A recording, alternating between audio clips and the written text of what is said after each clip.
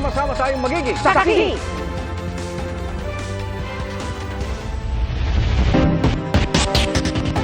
Meron po person of interest na iniimbestigahan ng mga pulis sa Baguio sa pagkakapatay sa 18 anyos na babaeng natagpuang hubot-hubad at tad-tad ng saksak sa inuupahan niyang bahay. Ayon sa mga pulis, posibleng kakilala ng biktima ang nasa likod ng krimen. Saksi, si CJ Torida ng GMA Regional TV. Hubot-hubad, tad-tad ng saksak at wala ng buhay. Sa kanyang kalunos-lunos na kalagayan, natagpuan ng kanyang kaibigan ang 18 anyos na babae sa loob ng kanyang inuupahang bahay sa San Carlos Heights, Baguio City.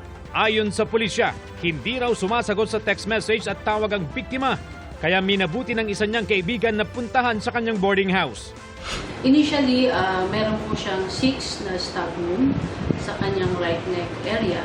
Kalat yung tubo dun sa crime scene and may indication na may struggle po talaga. Bukod sa tinamong mga saksak, nawawala rin ng cellphone, pera at iba pang gamit ng biktimang si Casey Gabriel Labayan, maging ang patalim na ginamit sa krimen. Ayon sa mga otoridad, hinihintay pa ang autopsy report sa biktima, pero may hawak na umano silang persons of interest. Posible rin daw nakakilala ng biktima ang suspect base sa mga social media messages na kanilang nakalap. Meron na po tayong na-identify na persons of interest. Sa ngayon ay in-establish po natin yung link na pwedeng ma-edit natin para talagang sila yung masabi natin na suspect. Possible po talaga, kilala po niya itong suspect. Wala pang tiyak na motibo sa krimen pero hindi isinasantabi ng pulisya ang rape at pagnanakaw, maging ang anggulong may kaugnayan sa trabaho o personal na buhay ng biktima. Nakikipag-ugnay na rin daw ang pulisya sa barangay para mapag-aralan ang kuha ng mga CCTV noong mga oras na nangyari ang krimen. Malaking tulong sana yung mga CCTV. No? Sa CCTV sa area, CCTV ng barangay o mga establishment. Sinisikap ng GMA Regional TV na makuha ang pahayag ng mga kaanak ng biktima. Tubong Ifugao at kasalukuyang nagtatrabaho si Casey bilang isang customer care assistant sa isang club sa lungsod. Sa kaso naman ng babaeng natagpuang patay sa Cebu, sumailalim na sa autopsy ang bangkay ni May Fatima. Pero sa mga susunod na araw pa malalaman ang resulta. Inaalam ng pulisya kung ano ang ikinamatay ng biktima at kung ginahasa siya bago pinatay. Ikinasa na rin ang region-wide manhunt operation laban sa suspect. Nagkipag-ugnay na rin ang pulisya sa kanilang counterpart sa Misamis Oriental para iberipika ang impormasyong may standing warrant ang suspect dahil naman sa pagpatay umano sa sarili niyang ama noong June 2023. Kasabay ng pagluluksa, katarungan ang sigaw ng mga naulila ni May Fatima. May panawagan din sila sa suspect. Kung tayo nagbuhat sa mga anak na nag-aantag-ustis yan, ang anak sa yan ibuhat. Parang ganun yung pasando ito yan. Tingin sakit mo kisa. Girikanan yung ginanak ko anak yun.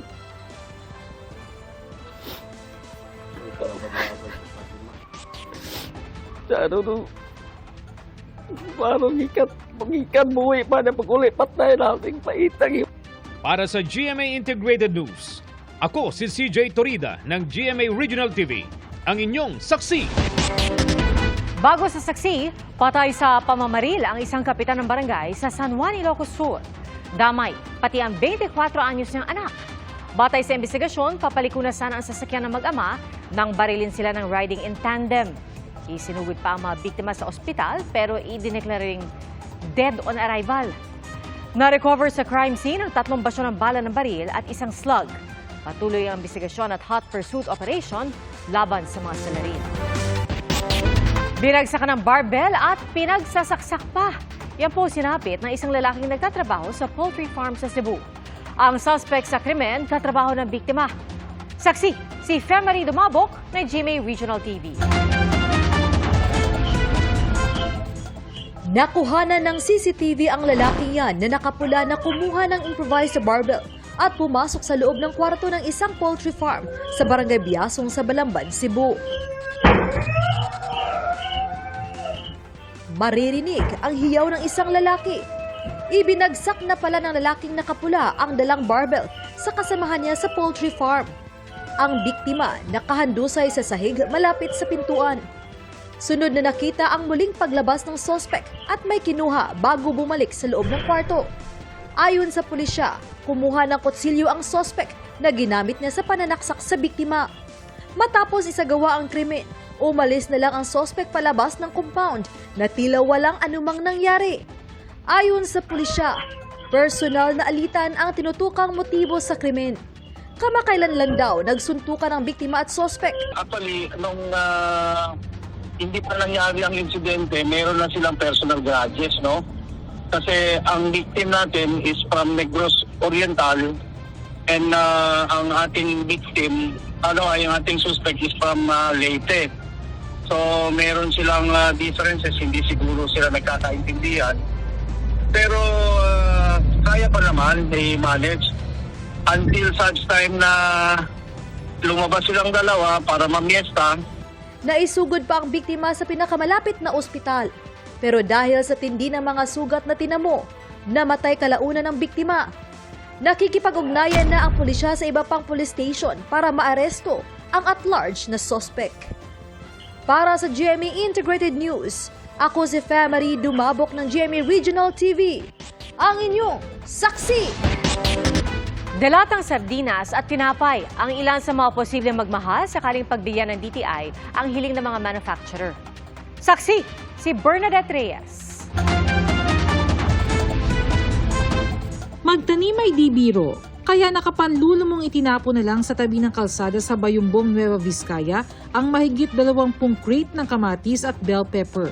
Nalulusaw na raw kasi ang mga ito matapos maulanan at kahit ibagsak ang presyo ay hindi maibenta. Actually, ina-encourage po namin sila na mag-avail ng crop insurance, ma'am, yung programa po ng Philippine Crop Insurance Corporation kasi ito po yung immediate na ma-avail ni farmer na assistance in case po na magkaroon ng ganitong mga kalamidad. Ang presyo ng sardinas naman, posibleng magtaas ng hanggang 3 piso kung mapagbigyan ng matagal na raw na hiling ng Canned Sardines Association of the Philippines. Nag-increase ng minimum wage, tapos ang gasolina up and down. Fish was only costing less than about 21, 22 pesos. Ngayon, over 30, magpo-40 na yata. Bukod sa mga sardine manufacturers, humihirit din ng taas presyo ang mga panadero. Ayon sa grupong Phil Baking, mahigit 1.5 taon nang hindi tumataas ang presyo ng Pinoy Tasty at Pinoy Pandesal kahit na lumaki na ang kanilang gasto sa produksyon. 60 produkto ang may hirit na taas presyo ayon sa Department of Trade and Industry o DTI. 5 pesos na taas presyo kada pack ng Pinoy Tasty ang hiling ng Phil Baking. 5 pesos din sa kada pack ng Pinoy Pandesal. Nahihirapan na raw kasi ang mga panadero na isubsidize ang abot kayang tinapay kaya nababawasan na rin ang supply sa mga pamilihan. More than 50% po ang output ang nawala. Ang tumaas po, asukal, syempre labor cost, tapos fuel, may time na mataas, hindi namin talaga kaya. Baka mas makonti pa ang supply sa Pasko. Pinag-aaralan na raw ng DTI ang hiling na taas presyo ng mga manufacturer. Para sa GMA Integrated News, Bernadette Reyes ang inyong saksi. Mahigit 500 na ang naiulat na patay sa pinakabagong palitan ng airstrikes at rockets ng Israel at ng grupong Hezbollah sa Lebanon. Voluntary repatriation pa rin ang ipinatutupad ng DFA sa mga Pilipino roon. Saksi, si Ivan Mayrina.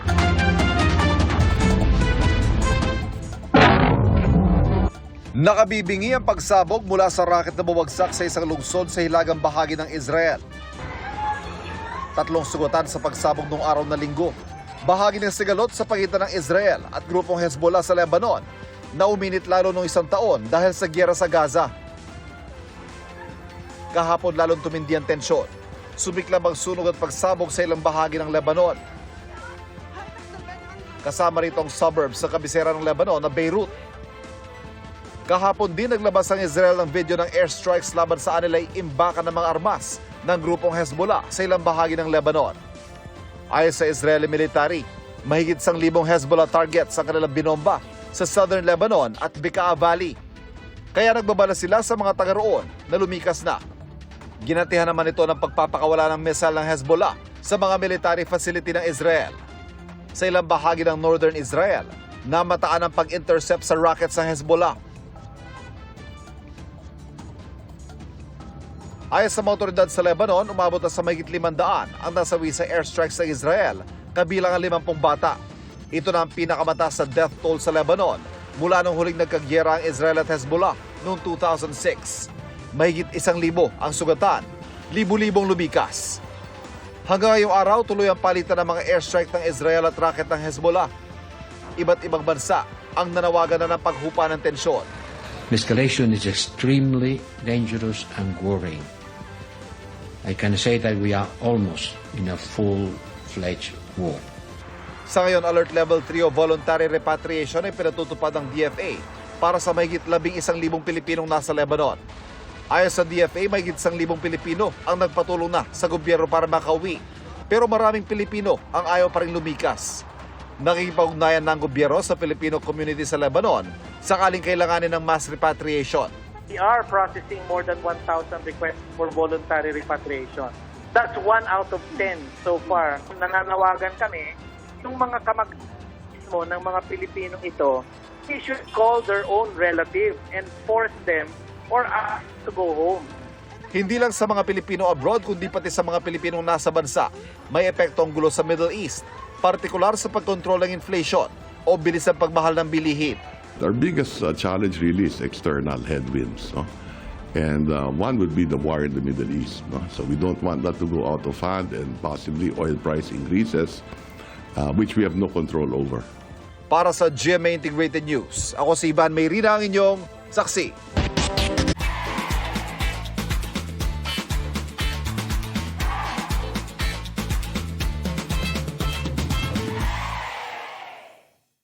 Mga kapuso, sama-sama tayong maging saksi. Mag-subscribe sa GMA Integrated News sa YouTube at para sa mga kapuso abroad, samahan niyo kami sa GMA Pinoy TV at sa www.gmanews.tv.